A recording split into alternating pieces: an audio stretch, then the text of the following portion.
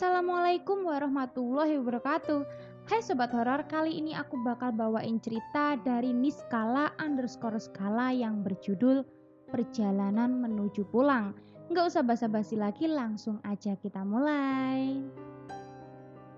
Perjalanan Menuju Pulang, sebuah cerita dari Niskala_skala based on true story. Sore itu sekitar pukul 4 sore aku bersiap-siap membereskan beberapa baju dan barang di kamar kos. Aku merupakan seorang mahasiswa di salah satu kampus di kota Semarang. Setiap 2 minggu sekali aku selalu pulang ke rumahku yang berada di salah satu kota di Jawa Timur. Waktu itu hari Jumat. Memang setiap kali aku pulang pasti kupilih hari Jumat. Karena selain hari Jumat kuliahku hanya satu mata kuliah di pagi harinya. Dan juga karena aku selalu percaya bahwa bepergian jauh di hari Jumat itu baik. Saat terjadi sesuatu yang buruk di jalan atau bahkan yang terburuk aku meninggal, setidaknya aku meninggal di hari Jumat. Memang agak konyol logikaku, tapi memang seperti itu prinsipku dari dulu. Seperti biasa, aku membawa beberapa helai baju dan tak lupa membawa laptop serta beberapa buku. Aku berniat memulai perjalanan setelah maghrib. Setelah semua beres, aku mandi. Kemudian sembari menunggu azan maghrib, setelah azan berkumandang, aku bergegas sholat. Aku mengenakan celana jeans dan jaket tebal. Ku gendong tas ranselku. Tak lupa aku memakai masker, kaos kaki, dan sarung tangan. Bagiku safety reading yang utama. Aku matikan saklar listrik dan kupastikan keran air sudah mati juga. Ku kunci pintu kosku. Tak lupa aku berpamitan kepada teman sebelah kamarku. Barangkali besok ada teman atau siapapun yang mencariku. Aku nyalakan motorku. Kebetulan aku menggunakan motor manual karena memang tidak suka motor matic. Motorku pun perlahan mulai melaju, menyusuri gang kecil kemudian sampai di jalan besar. Untuk sampai di rumahku, aku harus melewati 5 kota. Aku mengambil jalur tengah Pulau Jawa karena lebih cepat sampai. Aku melajukan motorku menuju pinggiran kota Semarang dan mulai memasuki kota B. Dari kota ini perasaanku mulai tak karuan. Jantungku terasa berdebar sangat kencang. Padahal malam itu suhu udaranya normal, tidak panas dan tidak terlalu dingin. Angin pun berhembus biasa. Sudah 1 jam lebih aku perjalanan. Aku masih di kota B. Malam itu jalanan terasa sangat panjang dan melelahkan. Aku mencoba menepi di sebuah angkringan yang ada di trotoar jalan. Pukul 19.30, jalan masih lumayan ramai meskipun tidak seramai kota Semarang. Aku memesan teh hangat di sana dan ada beberapa bapak-bapak yang sedang nongkrong. Aku pun sempat ditanyai oleh salah satu bapak yang ada di angkringan itu. "Mudik ya mas? Kemana? Kok plat nomornya X?" tanya bapak itu. "Iya pak, rumah saya di kota P," jawabku singkat. Percakapan kami berhenti sampai situ. Aku sesegera mungkin meneguk habis teh hangat dan melanjutkan perjalanan. Tidak tahu kenapa malam itu badanku terasa sakit dan pegal-pegal. Seperti baru pernah perjalanan jauh, padahal aku sudah melakukannya ratusan kali sejak aku merantau studi di Semarang. Biasanya, aku pulang bersama seorang teman yang kebetulan satu kota denganku, hanya beda kecamatan saja. Namun hari itu temanku sedang ada praktikum, jadi tidak bisa ikut pulang ke rumah. Akhirnya aku memutuskan untuk pulang sendiri. Kota B telah berlalu, berlanjut ke kota selanjutnya. Jalanan sudah mulai sepi, padahal baru pukul 20.30. Hanya ada beberapa kendaraan roda 4 yang kutemui di jalur yang aku lewati. Tumben, malam itu aku merasa sedikit mengantuk. Mungkin karena tadi siang aku tidak sempat tidur. Ku tarik gas motorku sampai maksimal. Karena jalan memang sudah sepi, jadi aku berani ngebut. Aku juga ingin cepat-cepat sampai ke rumah. Setelah melewati pusat kota, aku sampai di jalur yang kanan kirinya hanyalah hamparan sawah yang baru selesai dipanen. Tiba-tiba saja, aku dikejutkan dengan seekor tikus besar. Aku melihat tikus besar itu tiba-tiba menyeberangi jalan. Karena aku kaget dan kondisi tidak siap mengerem, tikus tersebut tertabrak olehku dan tubuhnya hancur seketika.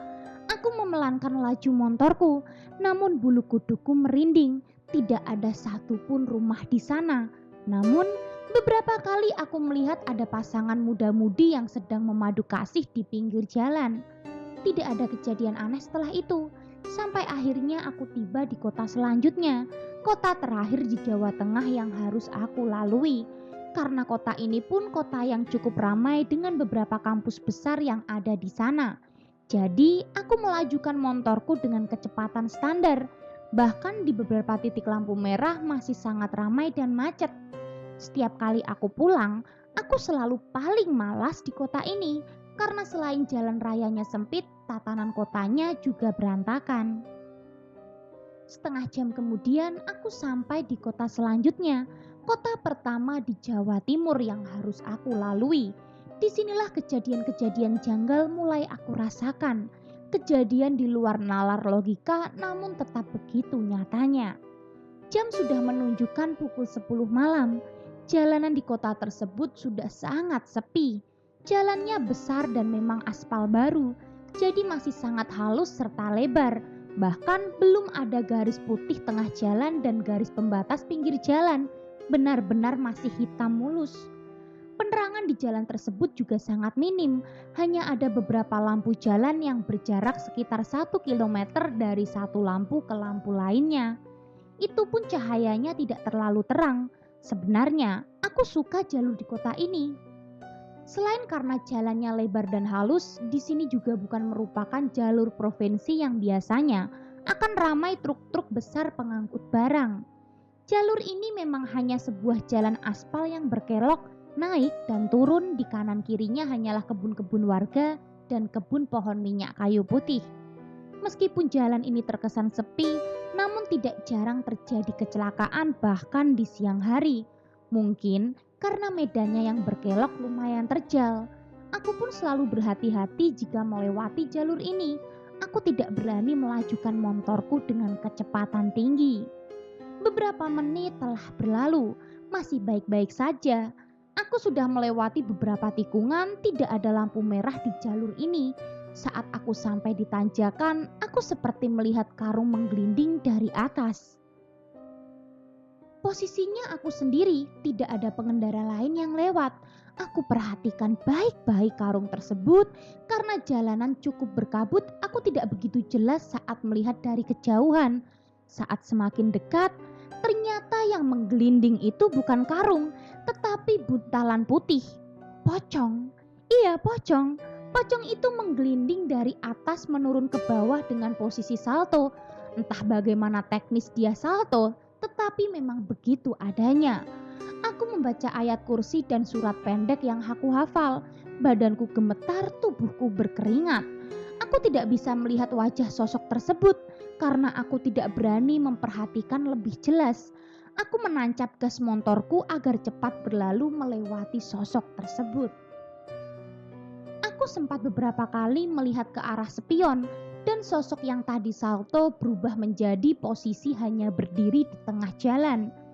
Dia hanya terdiam berdiri di sana. Aku benar-benar ketakutan. Aku terus mengebut sampai akhirnya aku menemukan sebuah pom bensin. Satu-satunya pom bensin di jalur ini. Aku memutuskan untuk berbelok dan mengisi bensinku yang kebetulan habis. Meskipun tidak ramai, setidaknya ada beberapa pengendara yang sedang mengisi bensinnya. Aku pun antri. Ada 3 motor di depanku yang sedang antri. Motor di depanku persis memiliki plat yang sama denganku. Dan sepertinya kami satu daerah. Mas-mas itu pun tampak berkali-kali menengok ke belakang ke arahku. Aku sempat merasa curiga dengannya karena wajahnya ketakutan dan gelisah. Setelah mas-mas itu selesai mengisi bensinnya, dia tidak langsung pergi. Dia seperti menunggu sesuatu. Setelah aku mengisi bensin, aku pun menyalakan mesin motorku. Akan tetapi mas tadi mencegatku. "Mas, mau ke kota P ya?" tanya lelaki itu. "Oh iya mas, gimana mas?" jawabku sembari mendekatkan motorku dengan motor mas itu. "Boleh bareng gak mas? Soalnya tadi di turunan aku melihat ada pocong menggelinding, Mas. Aku jadi takut. Aku terkejut. Ternyata dia pun melihat hal yang serupa dengan apa yang aku lihat. Tetapi aku memilih tidak mengatakan bahwa aku pun melihat hal yang sama, karena aku khawatir justru akan terjadi percakapan yang panjang dan hanya akan menunda kepulanganku sampai di rumah. Akhirnya, aku pun mengiyakan permintaan lelaki itu. Aku memintanya untuk berjalan di depan dan aku di belakangnya. Belum sampai 1 kilometer dari pom bensin, tiba-tiba saja lelaki tadi hilang. Padahal sangat jelas dari tadi dia ada di depanku. Karena jalanannya memang cukup berkabut, jarak pandang menjadi sangat terbatas. Entah karena aku yang tertinggal atau memang lelaki tadi terlalu ngebut. Atau malah lelaki tadi bukan manusia. Entahlah, aku tak mau berpikiran terlalu jauh ke arah sana. Aku hanya sanggup berdoa sepanjang jalan. Aku tetap melanjutkan perjalanan sampai hampir tiba di penghujung kota. Di ujung jalur ini jalan bercabang menjadi dua, serong ke kanan dan ke kiri. Aku memilih jalur ke kiri ke arah kotaku. Tiba-tiba saja ada sebuah bus besar seperti bis pariwisata menyalip. Bis tersebut sangat kencang sampai membuat motor dan badanku terhuyung ke arah kiri. Tumben, batinku, kok ada bis besar lewat jalur ini malam-malam begini? Aku tidak sempat melihat plat nomor bis tersebut karena saking ngebutnya bis itu. Sekiranya 3 kilometer di depanku, aku masih bisa melihat lampu belakang bis tersebut yang berkedip serta sen sebelah kiri yang menyala. Bis tersebut berhenti sebentar. Aku tidak tahu alasannya, namun dugaanku seperti menurunkan penumpang. Aneh, padahal sepanjang jalur ini sangat jarang ada rumah penduduk. Adapun jaraknya masih sangat jauh dari rumah satu ke rumah lain. Sisanya masih kebun-kebun yang tak terawat. Aku tetap melajukan motorku sampai jarak beberapa puluh meter. Aku melihat perempuan di kiri jalan melambai-lambaikan tangan seperti hendak menumpang. Aku melihat ke arah spion. Tidak ada satupun kendaraan di belakangku, yang artinya perempuan itu melambaikan tangannya kepadaku. Aku pun memelankan motorku kemudian berhenti tepat di depan perempuan itu. Dia membawa sebuah koper besar, rambutnya panjang, parasnya cantik. Dia menggunakan setelan celana jeans biru dengan atasan kaos ketat warna putih dan jaket kulit warna coklat.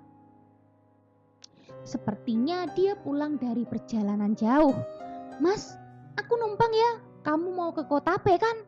Pinta perempuan tersebut, wajahnya sedikit memelas dan agak menggoda. Lah, mbaknya ini dari mana? Kok sendirian di sini? Sini kan jalur sepi, mbak. Kayaknya tadi kamu naik bis kan? Tanyaku menyelidik. Udah mas, nanti di jalan tak ceritain. Yang penting sekarang tolong aku dulu ya mas. Nanti tak bayar, gak gratisan kok ini. Perempuan itu sedikit mendesak. Belum sempat aku menjawab, dia sudah naik di boncenganku. Dia meletakkan kopernya di tengah. Untung saja bodi motorku cukup besar, jadi tidak terlalu sempit ketika perempuan tadi meletakkan kopernya di tengah. Dengan sedikit berat hati, aku pun menjalankan motorku. Sebenarnya aku sedikit takut hendak menyetujui permintaan perempuan asing tadi. Bukan apa-apa, karena waktu itu sedang marak modus begal motor yang seperti itu. Awal perjalanan, perempuan itu hanya diam. Mbak, kamu ini mau kemana? Kok ya asal bonceng-bonceng aja? Tanyaku membuka obrolan. Waktu itu aku fokus ke depan. Udahlah mas, pokoknya anterin aku aja. Rumahku di desa J, nanti tak kasih tahu arahnya. Jawab perempuan itu ketus. Aku tidak berani menanyakan hal lain-lain lagi, karena sepertinya dia agak capek dan sedikit ada masalah. Beberapa kali aku melihat ke spion, memastikan perempuan tadi masih ada di boncenganku atau tidak. Aman, batinku. Berarti dia manusia sungguhan. Rasanya akan sangat lelah jika ternyata dia bukan manusia. Sebentar lagi aku memasuki pusat kotaku. Perempuan itu menepuk-nepuk pundak kananku dan memberi kode untuk belok ke kanan di perempatan kecil. Aku pun menyetujuinya. Sebenarnya aku juga tahu jalan ini merupakan alternatif menuju desa J. Jalannya kecil dan sepi, hanya muat satu motor saja. Samping kanannya merupakan sungai yang cukup besar dan samping kirinya hamparan sawah serta kebun. Aku menyusuri jalan tersebut sampai sekitar 2,5 kilometer. Kemudian aku menemukan jalan bercabang dua, ke kanan dan ke kiri. Perempuan itu menunjuk jalan yang ke kanan. Namun belum sampai jauh ke sana dia sudah minta berhenti. Dia pun turun. Di sana ada rumah megah. Bangunannya tinggi bertembok kokoh dengan pintu kayu yang sangat besar. Sepertinya perempuan ini orang kaya, batinku. Sebentar ya mas, tak ambilin uangnya di dalam, ucap perempuan itu sembari masuk ke rumahnya. Aku memutar balik sepeda motorku agar nanti memudahkan jalanku menuju jalan pulang. Aneh, lokasi ini terasa seperti hutan bagiku. Tidak ada satupun rumah penduduk selain rumah perempuan tadi. Setelah aku memutar balik motorku, betapa terkejutnya aku ketika melihat ke arah kiri. Rumah perempuan tadi sudah tidak ada dan berganti dengan kebun pohon jati yang menjulang tinggi dan di sana benar-benar hutan. Aku beristighfar berulang kali, serasa mengengkol selah motorku, dan sialnya motorku tidak menyala-nyala. Akhirnya aku tuntun motorku. Aku berlari secepat-cepatnya sambil membawa beban berat tas ransel di punggungku, sekaligus menuntun motorku yang cukup besar. Aku tetap mencoba menyalakan motorku dan berkali-kali gagal. Aku harus menyusuri jalan yang sama seperti masuk tadi, jalan setapak kecil, karena rumahku ada di sisi timur P. Sedangkan lokasiku saat ini ada di sisi barat kota P. Di jalan setapak ini aku mendengar banyak tertawaan cekikian seperti menggoda dan mengejek. Tubuhku basah oleh keringat dingin, nafasku semakin memendek. Akhirnya motorku bisa menyala. Aku langsung tancap gas menuju jalan raya. Aku buru-buru menyusuri jalan menuju rumahku. Di perjalanan aku masih merasakan berat di boncengan motorku, padahal boncenganku kosong. Namun rasanya ada yang duduk di samping sambil mengayun-ngayunkan kakinya, sehingga beberapa kali motorku terhuyung ke kanan dan ke kiri. Aku hanya mampu merapal doa sebisaku. Namun gangguan itu tak kunjung mereda, justru semakin menjadi-jadi. Berkali-kali aku merasa dicolek di bagian leher belakangku, seperti ada yang menyentuh dan tangan perempuan. Untuk menuju rumahku memang harus melewati jalan besar yang kanan kirinya sawah, karena mayoritas penduduk di kotaku pun masih bermata pencarian sebagai petani. Sampai akhirnya aku sampai di jembatan, masih di area persawahan. Dan bruk, aku terguling ke kiri. Tidak ada kendaraan sama sekali yang lewat karena sudah pukul 11.30 malam. Lututku terluka dan sedikit mengeluarkan darah. Kepalaku sangat berat dan pusing. Namun aku tetap melanjutkan perjalananku dan boncenganku pun sudah terasa enteng. 500 meter lagi sampai di rumahku. Sesampainya di teras rumah, aku memarkir motorku lalu duduk sejenak di kursi teras sambil melihat ke sekeliling dan melepas sepatuku. Aku sangat syok dengan kejadian tadi yang menimpaku sepanjang perjalanan. Tiba-tiba pintu depan terbuka. Bapakku keluar dari rumah. Aku menangis jadi-jadinya sambil memeluk bapakku. Kenapa nak? Kok datang-datang nangis? Tumben, ada apa? Jam segini kok ya baru sampai? Tanya bapakku sedikit panik. Aku pun menceritakan seluruh detail kejadian yang aku alami selama perjalanan pulang. Bapak menasehatiku agar aku selalu berdoa setiap kali hendak bepergian, baik dekat maupun jauh. Selesai. Gimana sobat horor? Serem kan ceritanya? Hayo, kalian masih berani nggak pulang sendiri malam-malam? Kalau gitu tunggu cerita-cerita menarik lainnya dan jangan lupa nyalakan lonceng notifikasinya. Bye.